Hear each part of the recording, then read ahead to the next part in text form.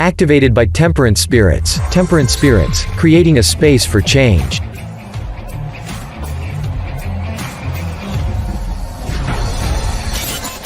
Game over! Activated by... What is up? What is up? What is up?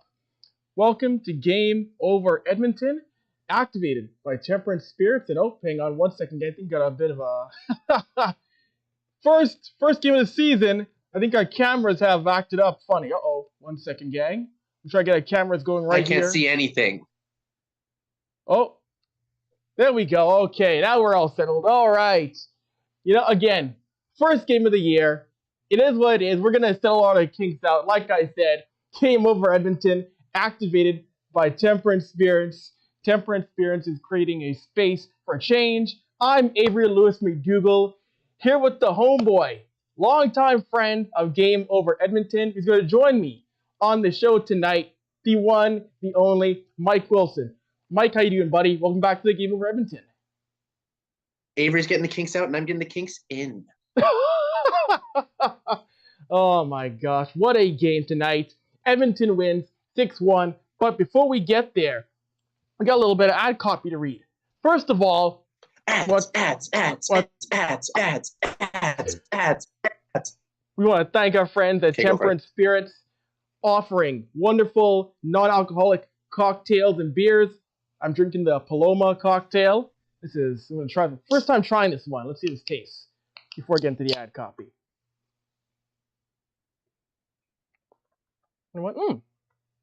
Fruity. Was it Not good? bad. Not bad. Oh no, it's got a nice. Avery didn't send me any, but so we'll just have to take his word for it. You know what? Hey, I would not lead you wrong on this drink, Mike. I would not. Temperance Spirits makes great stuff. So, welcome back. So, with Game Over, Temperance Spirits creates a vast selection of local craft and non-alcoholic options. Choose from a selection of beers, wines, mocktails, and spirits. We believe that a social lifestyle does not require the consumption of alcohol.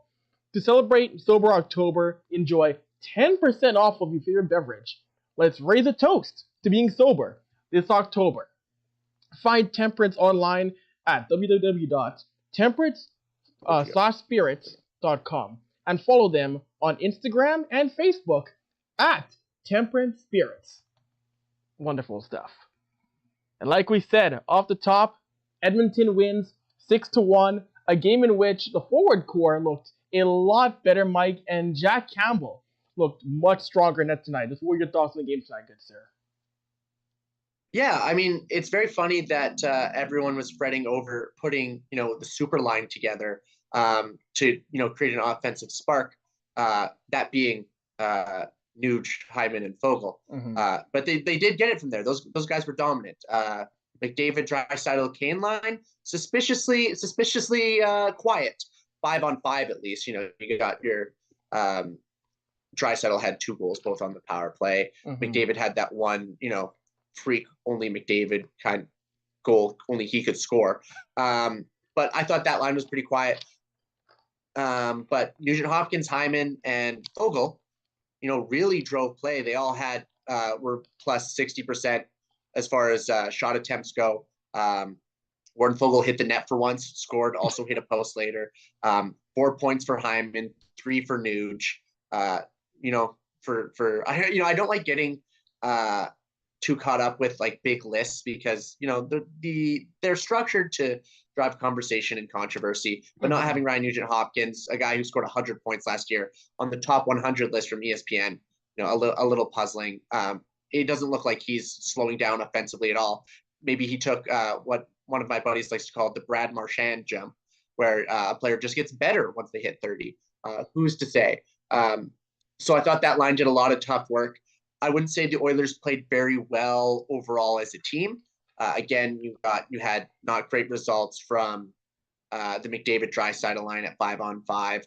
The fourth line is still a bit slow. No finish there. I don't think they're going to be able to keep, Adam Ernie, Derek Ryan, and Mattias Ekholm together for very long and have any long-term success. But, it's game 3. Draw a lot of conclusions from the season so far. You had the first game where just no one showed up, complete write-off. Second game against Vancouver, I thought the team played pretty well, but they just didn't get any goaltending. I think that was the big thing to talk about tonight. You mentioned Jack Campbell. He was pretty good. He didn't have to steal the game from them because they scored six goals. Yeah. But I think if you get that performance from Jack Campbell consistently through the season, you're in a really, really good position because that team can go out there and score 6 goals. No, exactly. And again, you don't need Jack to be a Vezina winning goaltender. Just Jack being okay, and that should get you through. Jack being an average goaltender is going to help this team out a lot. But I did like the fact that, overall, 5-on-5, this team was able to contribute. It wasn't relying on the power play. I know they had 2 power play goals, but it didn't need the power play to win this game. It's a good sign. But you are right, though, Mike. It's only game 3. The narratives of, this team isn't going to win. This team is going downhill. You can't really detect too much from 3 games. It's over. Your reactions are ridiculous right now, Mike. And we see a lot of them all over Twitter after just 2-3 games in. Right, and it's really funny because in 2 out of the 3 games, I think the effort from the Oilers and the score were not properly reflected. Again, maybe you get a bit of score effects, but the Oilers weren't the better team for most of the parts of this game. Jack Campbell was better than UC Saros, who got chased out in the first. Maybe there's some score effects built into that because they took the 4-0 lead, but they capitalized on their chances, and that was a big thing they couldn't do against Vancouver. They were shooting 2% going into this game, and you knew that wasn't going to last, and it spiked big time tonight. I think trying to take anything away from these 3 games is a fool's errand, but if you're the Oilers, you desperately needed a win tonight, and you got it. Move on, and there's not much analysis that can come with that, except for hey, good for Jack Campbell. We had a goaltender post a save percentage above .750 today. Exactly. That's the thing that this team needs, because you're right, because the first 2 games, both Skinner and Campbell had save percentages of under 800. Now, that was a whole performance. You're right. Against Vancouver, they came out of the gate stronger in the game at home. They outshot Vancouver 41-16, but it was nice to see the goaltending help itself a bit because we all knew that it wasn't going to stay bad forever, but the fact that Skinner and Campbell were struggling to be couldn't say that bad. If you could see a scenario where both Oilers goaltenders sustain save percentages above 900. I think Stuart Skinner hasn't really proved himself too much in the NHL.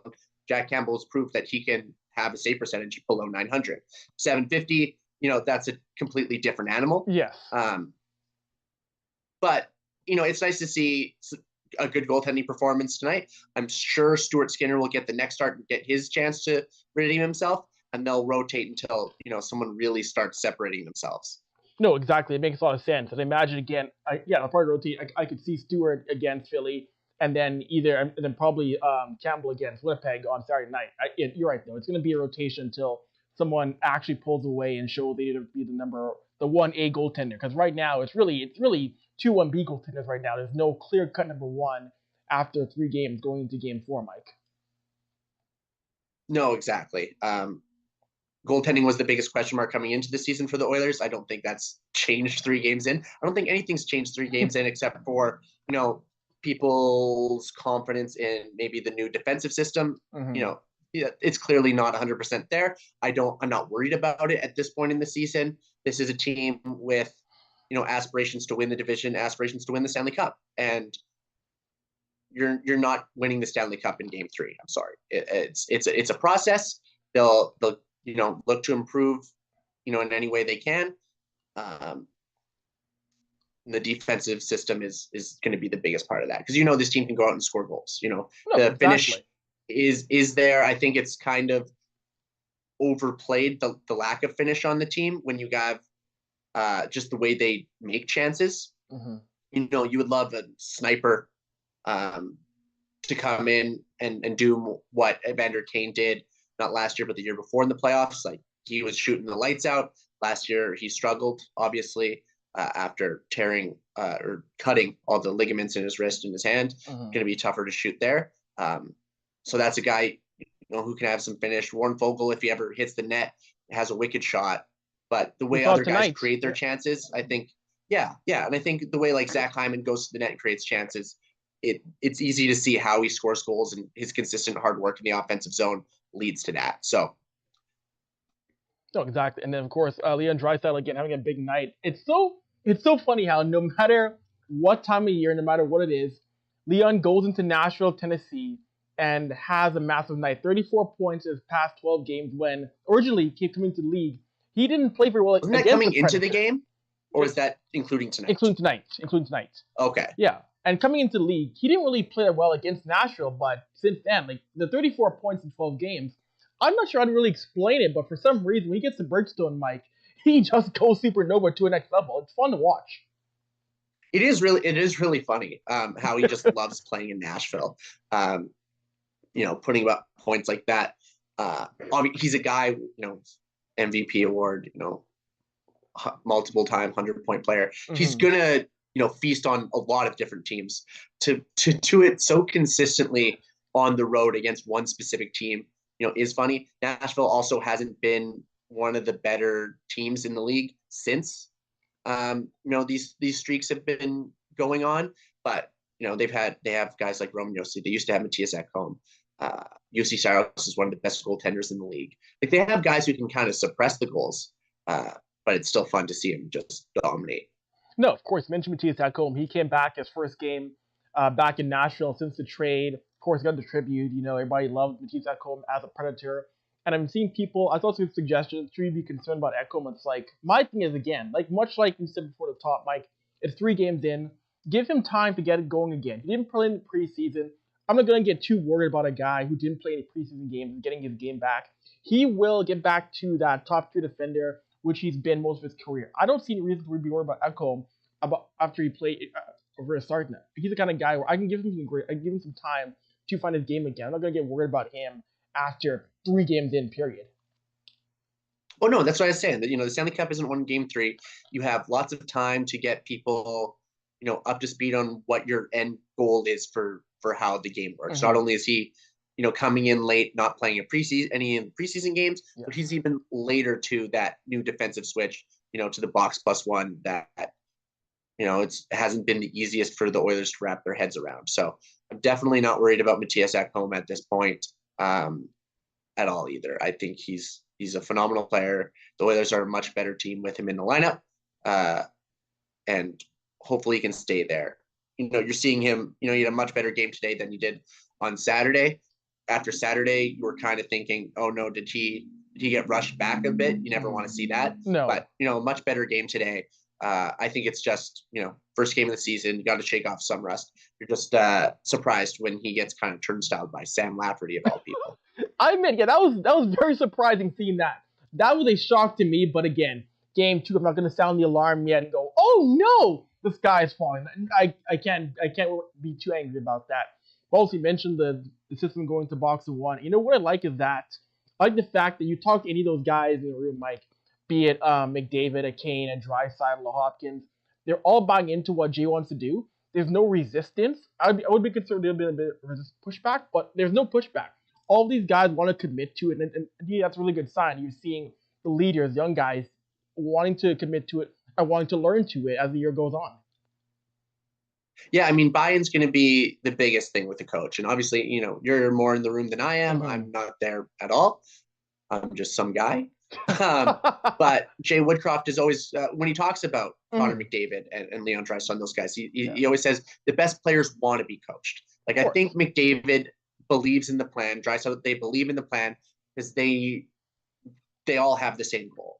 I don't think there's been a problem with the buy-in of the Oilers. I think it's just, certain skills and of certain players, may line up with different systems better or incapable. Darnell Nurse is a guy who, he's a freak athlete. He's a phenomenal hockey player, but sometimes overthinks or underthinks certain situations and can get lost. And that's a guy I can see having a bit of an extra problem with a D-zone shift. Not that he doesn't want to, but that's just one more thing for him to think about, where in a lot of scenarios, you can see, him get lost in his own head a bit. Mm-hmm. No, I agree with that. And, people talk about Darnell Nurse, and people, I keep on seeing that idea that he's not a good defenseman. He's not the guy his team needs. I think it's absurd. He is still, at worst, he's a guy, you can't put him in bottom pair. He's still your franchise D-man. he's one of your franchise D-men with Ekholm, with Bouchard. I think he's a bit of over panicking with Darnell Nurse, because when he plays well, he can jump into play very well, and he's still a top defender. I think the idea that I think people see the contract and use that as to say he's bad, which to me isn't seeing it right way, Mike. No, I agree. I think obviously the contract is more than you want it to be, and that's not Nurse's Ken Holland's fault for saying, no, I need 2 years of Alex Chason at 2.2 at that point. When he was, and then he bridged Darnell Nurse instead of extending him. Yes. You know, like you see a lot of young D-men now even getting more. You know, Sanderson, Owen Power getting extended long before they established themselves. Darnell Nurse got multiple bridge deals, and when his time to get paid came, you know, they had to pay up. Same thing's going to happen with Evan Bouchard, and they're going to have to worry about that in the future. I don't think that strategy is great, but I don't think that's an indictment on Darnell Nurse. If Darnell Nurse was making, you know, $7.5 or $8 million, even, people would think differently of him. I think he's still, you know, a really important player on the Edmonton Oilers. It's just unfortunate that in such a cap-strapped league, you know, he's not what you would call an efficient contract, that's for sure. And it does hold the team back a bit on what they can do, but that's not his fault. You know, he's still, you know, a really good hockey player. He's just not the same kind of defenseman that the peers in his price range are, you know? I think when that Seth Jones contract got signed, and then he got signed right after, people like, you know, there's a new market set for D-man. And then other teams went and said, no, there isn't. And they kind of reined it in a bit. The only big guy who got it, you know, the guys who got a big deal since then was Rasmus Dahlin. He just got $11 million. But even Cale Makar got not much compared to how good he is. Like, he could have been an $11-12 million player easily on his first, you know, major contract. And so those deals make the Nurse deal look a lot worse. But I'm not going to hold that against him.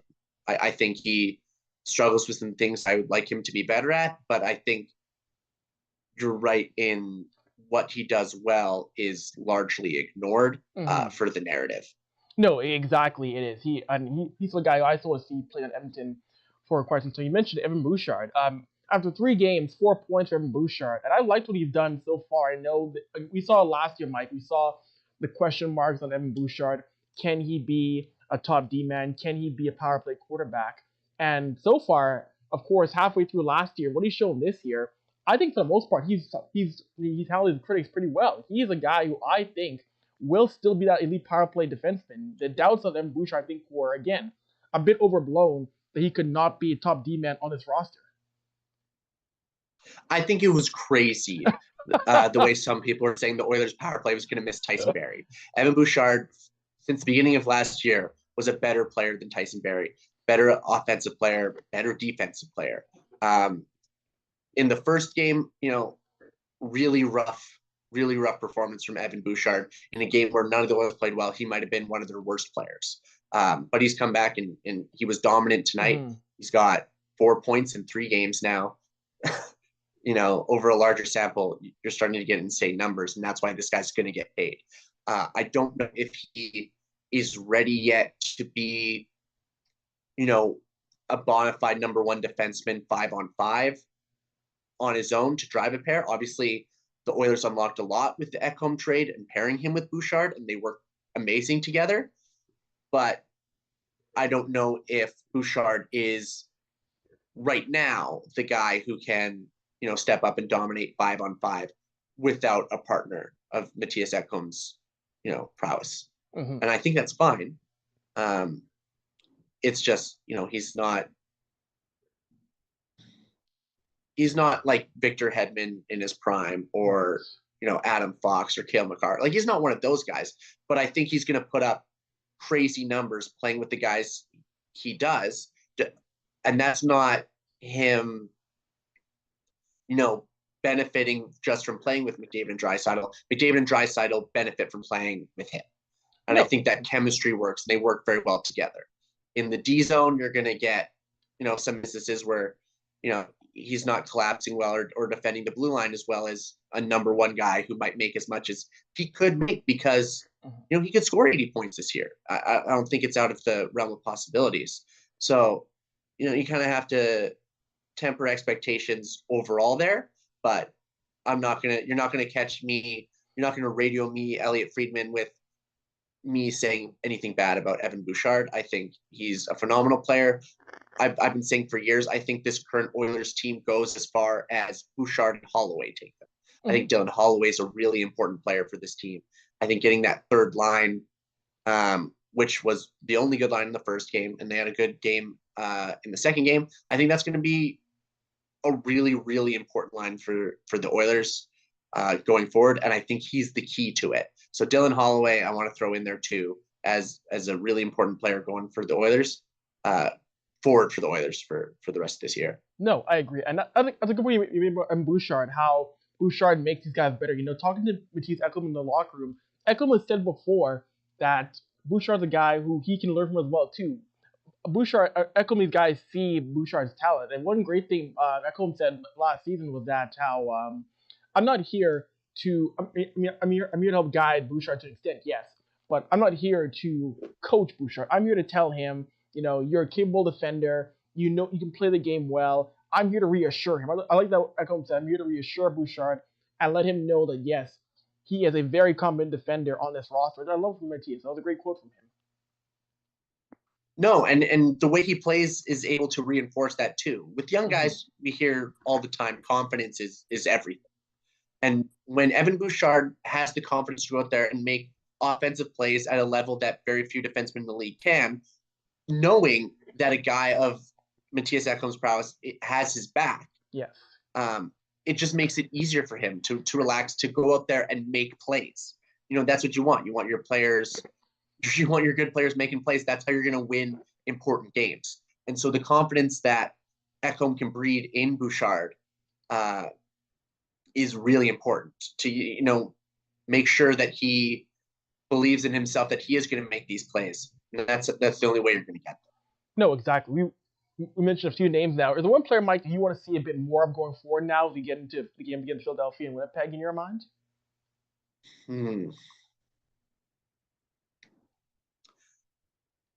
I think it's tough because, like I've been saying, they've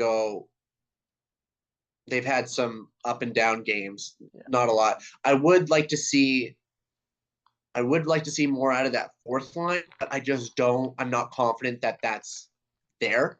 I think Derek Ryan is a really good player. I've been a fan of him for a while, but I don't know if Mattias Ekholm and Adam Ernie are guys that are going to help him succeed. I think those are guys you could swap out with Bakersfield Condors pretty easy. I know Raph Lebois was the big name coming out of training camp. I don't know if it was the biggest deal not to have him on the roster, but I think he's a better bet in even in short minutes than those two. I don't know if the penalty kill, having him not on the penalty kill, is something I'm too worried about, considering the Oilers' penalty kill's no good anyways. I think and Mark and Ernie aren't guys they're going to miss. Maybe Sam Gagne gets going in Bakersfield and he's a call-up option. I would like to see Raphael Lebois, even someone like Hamblin. I would like to see audition that fourth line spot. I know the Oilers are going to try to add at the deadline for sure, but they go into the playoffs with the fourth line that slow and that ineffective. Yeah, no, I agree. It's funny, if you follow Mike on Twitter, well, sure, okay. I mean, you're not the biggest Adam Rinne guy. On Twitter, you let me know you're not really a big Adam Rinne guy in your tweets for the past couple of days here, Mike. It's nothing against the player. Like, I'm sure he's a nice dude. I've never met him. Yeah. I just don't think he's ever had the kind of success that you're looking for. I don't know what kind of numbers or play or film that you're basing the signing on when, Zach Aston Reese has been waived multiple times. And if, I think there's multiple goals for a fourth line. The first one would be just like, don't get scored on. Like, you don't want to send your fourth line out there. They make mistakes and then you have to double shift McDavid and Draisaitl to overcome that. Break even is fine. And then you outscore them at the top of the lineup. Now, obviously, the goal is for your fourth line to outscore. That was a big reason why Vegas was successful all the way through the playoffs last year. And when you're playing the Nashville Predators and you're getting, doubled up in shot attempts, Adam Ernie had a 25% Fenwick, 26% for Mattias Janmark. Derek Ryan a bit better at, he was at 26. Like, just a not good showing from that line. And that's even with them having multiple scoring chances. So I think like Adam Ernie could have had a hat trick tonight, and he just has a noodle stick that couldn't get anything done. And so that's obviously a spot in the lineup that the Oilers have to improve on going forward, because they need at least to break even. That was a big part of their success last year, was that bottom six breaking even.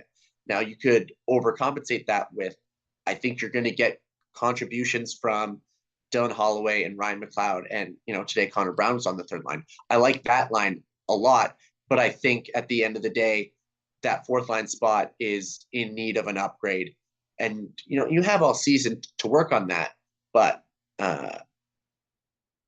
that's who I'd like to see more contributions from on Thursday. No, fair enough. And for those of you with questions in the chat, we'll do the press conference to wrap things up here. So if you have questions for myself or Mike, hold those to the end, and we'll get to your comments, concerns, your complaints. Give those to Mike if you have complaints about him. Or Gate 14 representing in the chat. Gate 14 heads showing up. Love it. Hey, Gate 14 is DJ's podcast to listen to. That's amazing content with those boys. It is. Amazing. It absolutely is. Now, Mike, let me ask you a question here. We've seen it before. We've seen Jay Woodcroft going to putting McDavid and Draisaitl on the same line. And again, like always, it's Oilers Twitter overreacting to that. I'm not gonna make too much of it again. Me too. About Jay putting McDavid and Draisaitl on the first line, given he needs a goal. Like, I'm not really sure what we're doing here. If we're gonna always get worked up when that happens in the first 10 games this season here, I think we need to just take your chill pill, relax on Jay doing that, and before with the first 10 games of the year. I mean, I'm not a big fan of it, just because, the whole point is, McDavid takes the top pair, leaves Draisaitl softer minutes to go up against the bottom pair, or, if they're, Draisaitl can be dominant some days. You see it more in the playoffs than anywhere. A reversal where you try to get one of the guys out there against softer opposition. And it's very funny that, it is kind of a go-to switch that Todd McClellan used, Dave Tippett used, and now Jay Woodcroft's going into it, pretty early. And I think it doesn't show a lot of confidence in your lineup that they can score goals without those two guys. And you're immediately saying, to your second and third line, hey, you guys aren't going to score, so I guess we have to do this. So I don't like it the best. It's even funnier that, again, they were not great tonight as a trio, 5-on-5, but the Hyman, Nugent Hopkins, Bogle line was. So I guess by loading it up, you did get one dominant line. But even with them mostly separate, I guess until mid-second period on Saturday night against Vancouver, they were doing great. Separate, the Oilers were pushing. That first goal came 5-on-5 with Draisaitl, with Nugent Hopkins and Hyman. And they got a lot of pressure on that. I thought the Oilers really pressured Vancouver throughout the game. Goaltending and some defensive mistakes. Darnell Nurse joining the rush when he was the fifth guy back, being obviously a key mistake that has been discussed for the last couple of days. So I don't think it's the best look.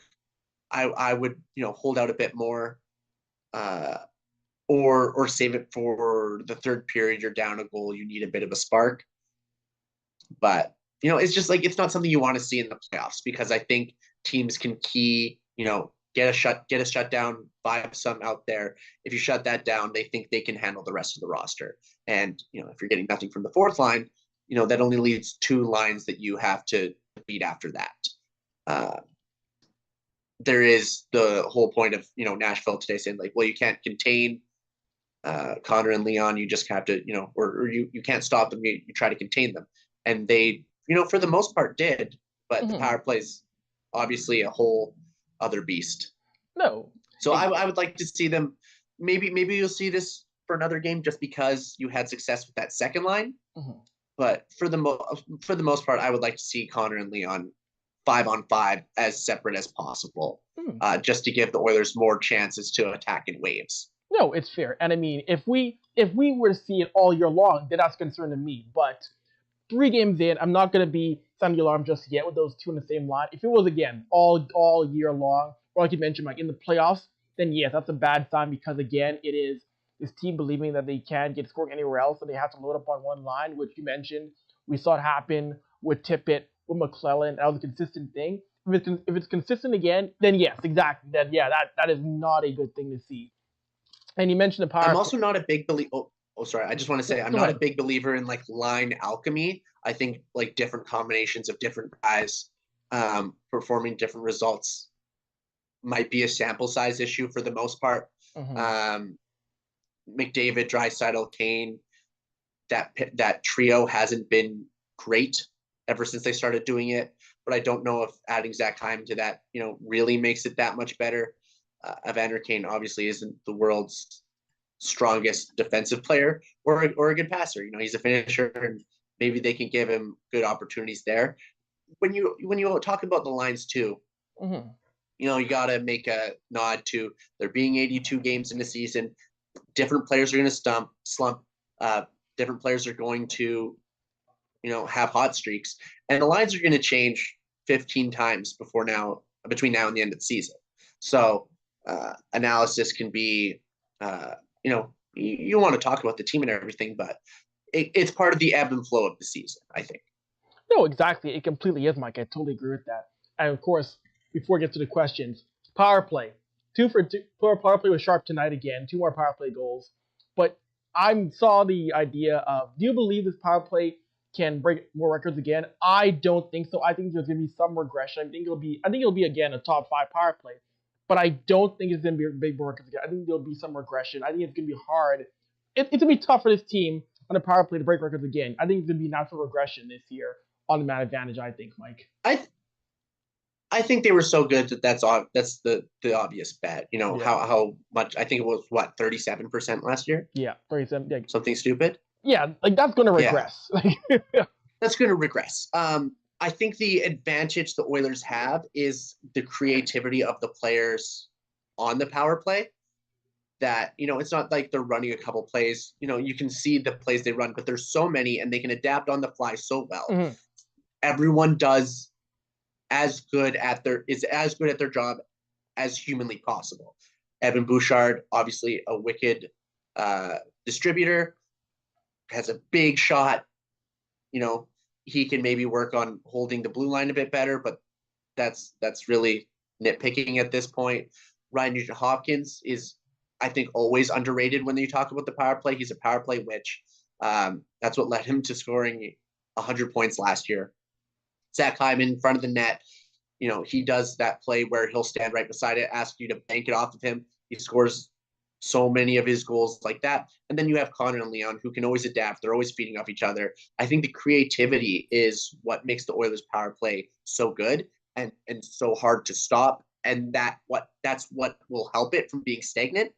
The adaptability of the skilled players that run it, where they're not just like, okay, well, this one play didn't work. Like they had that bumper play in 2017 when they went to the playoffs, and that worked really well, and then teams keyed on it. I think it's just so tough for teams to key on any individual play, any motion, any player, because all 5 players on the ice at a given time can get it done in a multiple different ways. I said Zach Hyman in front of the net, banking pucks in off him, scrambling, but he can shoot the puck too.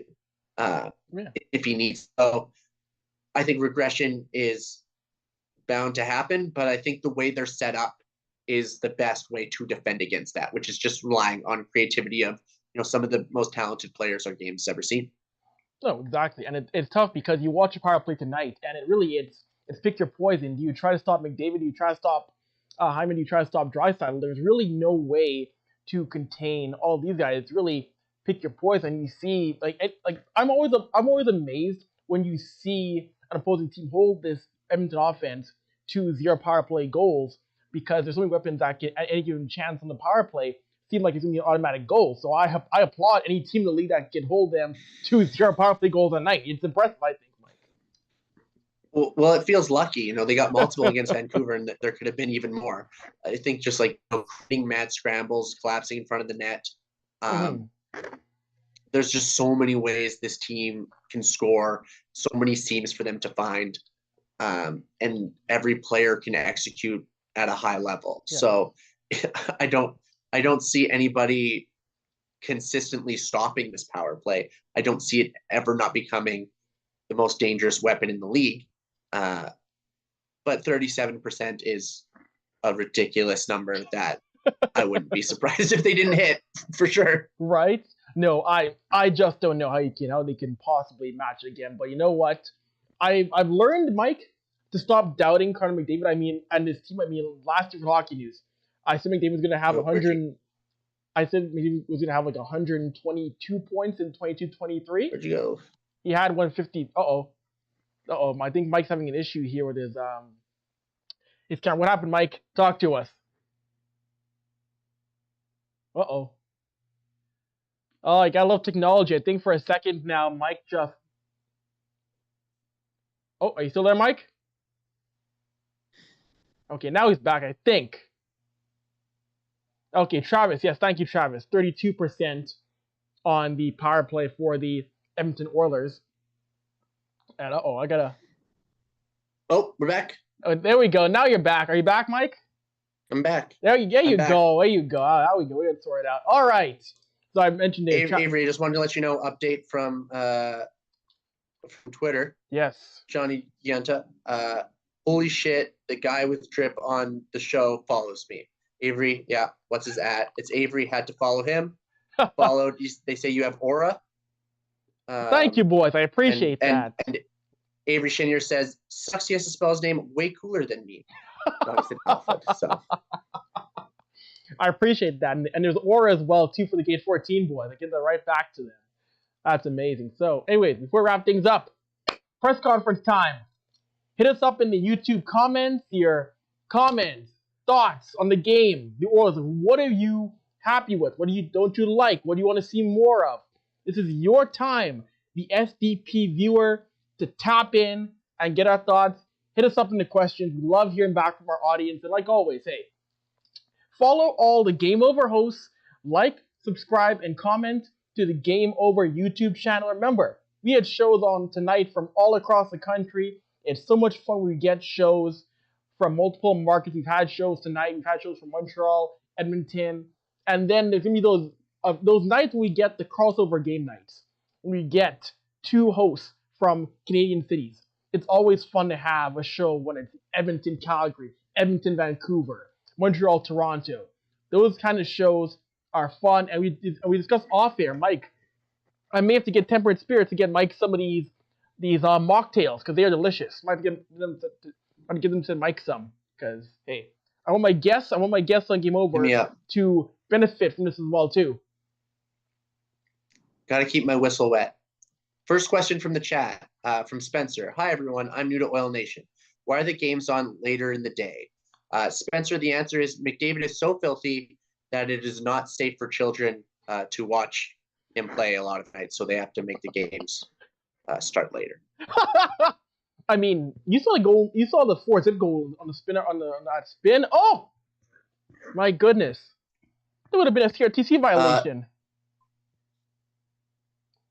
Question from Johnny Gianta. Why is the guy on the right so handsome? I don't know which one of us is on the right or the left. I think we're both very handsome. And I will say, for me, genetics. For me, swag. For you, class. I like that. That's where we kind of, right? I'm a boy. Boys have swag. But that's fine. Repping SBA. Avery is a classy gentleman. He is a king. Thank you, Mike. I appreciate that. Yes, Mike repping SBA, which is our softball team. We curling team as well. Yes, that's right. The curling team. Yes, we are a multi-sport club at SBA at SBA Athletics. We are a multi-sport club. SBA Athletic Club. Yep. Yep. Oh my God. Avery Shanier asks, "What is the best medicine for oil fever?" Avery, do you want to field this one? The best medicine for oil fever. Oh my gosh. Well, it's a chronic fever known to Albertans. Mike has had it before, so you know what? The big thing you got it. Well, And it's deadly. Ooh, I almost crossed the line for my answer there. Ooh, I'm not gonna say I was thinking myself. Ooh. I was gonna probably anger some people with my answer, but I will just say the answer is eat some green onion cake to handle oil fever. That'll calm it. Oh, I know. Now I know where you're going with this. Green onion cake, yes, which is the proper food of Alberta. Not a donair. Green onion cake. That is our food. So Ginger beef was invented in Calgary too, I believe. Actually, was it? It might have been. I think also last time I was on the show, we had our poutine versus disco fries discussion. We might have. I think we did have that one. We did. Oh, our boy MGD8862 has a comment here in the question in the chat. Jay talked about both goalies going.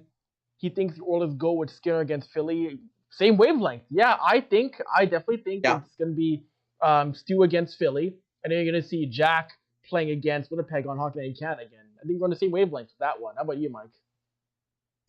Yeah, I think until you see one guy consistently falter while the other finds success, you're going to go back and forth. I don't think one game from Jack Campbell is enough to say that he's stolen the starting job, considering he had, one bad game and Skinner, I guess maybe 1.5 bad games from Skinner. He'll get the opportunity in Philadelphia to kind of right the ship on his end.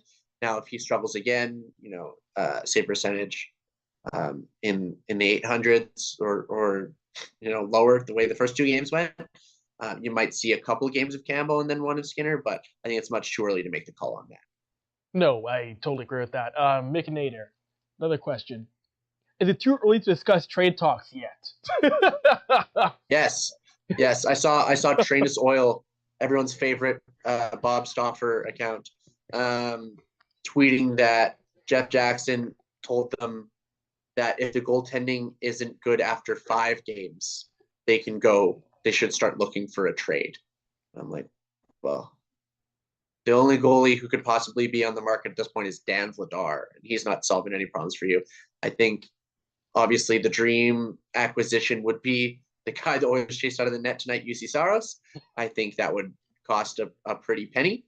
Obviously, that's a trade that could be worth it down the line, but it's much too early to be thinking about that for sure. I think we're going to see a bunch of guys from the AHL maybe get opportunities on that fourth line, or at least I would hope so, because it's not like they've shown that they have any real spark so far. So I think we'll get to that discussion before we get to any actual trades. No, exactly. You mentioned names like Ralph Lavoie, you mentioned James Hamblin. I think, you'll see those names get called up before this team, even Sam Gagner, before this team starts to discuss anything really via trade. And another question here from McNader. Does Connor Brown work his way back to the first line? I think it's possible to see him get back to the first line eventually. I think it's totally possible. Yeah, I don't think Connor Brown worked his way off of the first line. I think it was just the fact that the Oilers were shooting 2%. Maybe I don't know. I don't think their offensive confidence wavered at all, but maybe they just wanted to get a different look. It obviously worked for the second line. I don't think Connor Brown had an impactful game either way tonight, but I don't think it was a punishment for him as just a different arranging of the top 9. I don't think Connor Brown's a player who's too good to play on your third line. That's for sure. And I think he can be a good complementary player in the top 6, but I don't see it as a punishment. No, not at all. Exactly. It's just trying to get different looks. It wasn't a punishment. And Jay's going to be doing that a bit, trying to get different looks, see what mixes and matches. So no, not a punishment at all. It definitely was Jay trying to get something different going on. So anyways, it was a positive tonight for sure. Like he outplayed his competition when he was on the ice. I think that's all you can ask. It's a good situation. No, totally. And I'm hopeful that Connor Brown can get back to being that 15, 20 goal guy. I was a fan of his watching him play before in Ottawa. I think he didn't be a guy who would get back to that level. And one more comment here. Oh, one more comment before we wrap things up here. MGD, the Brown Holloway McLeod line was good tonight. I think we're all in agreement. Yeah, that was one of the better lines tonight. And again, we've talked glowingly about on the show before, Dylan Holloway and Ryan McLeod. Those are guys who I think are going to have bright futures here. And Dylan Holloway. When Dylan Holloway plays with skill, we see what he can do on this roster, Mike. Yeah, and I think what you want to see now is Dylan Holloway start to drive that third line. I think Ryan McLeod's a guy who can do that as well. I think pairing those guys together is what you need to get a third line that outscores their opponents. You know, all the stats I've been citing today, by the way, from Natural Stat Trick. If you're going through the lines, the Fogle, Nugent Hopkins, Hyman line, 58% together, a solid even from Holloway, McLeod, and Brown, and then, you know, a really subpar performance from Kane, McDavid, Draisaitl at 30% and 27% for that fourth line. So definitely a positive with that third line, that they're treading water in a positive way. Mm-hmm. You want to see that continue. You want to see that grow. You want to see that be consistent. I think whether you're switching out Connor Brown or Warren Fogle on that line, I think doesn't really matter. I think a lot of people want to see Holloway get some time with Draisaitl, get some time with McDavid. I think there will be times in the season where we should see that. We deserve to see that and see if those combinations work. But I do want to see if he can, against, you know, a little bit softer competition, against guys who aren't there to shut down McDavid or Draisaitl, see if he can drive that line himself with Ryan McLeod. I think that's going to be a key to the Oilers' success this season. No, of course. I cannot agree more. And Mike, we'll wrap things up here on Game Over Edmonton. Before we go, I'll let you plug any of your socials, your work. What's going on in the world of Mike Wilson right now? In the world of Mike Wilson, you can follow me on Twitter. My @ is WellKShore. I'm Mike Dangle. Please follow me there. In other parts, I'm working on some music that should be coming out soon-ish. So stay tuned for that. Hopefully I'll be back on Game Over and we can talk about that a tiny bit too. No, of course. That'll definitely be fun. Anyways, gang, I'm Avery Lewis McDougall. I'll be back again, host a game against the Flyers on Thursday. So you get some more of me on your screens. More Avery, let's go. That's what you want. Exactly. More of the suits, more of the hats, more of the aura. Anyways, we're out. Talk to y'all on Thursday. Have a good night. Game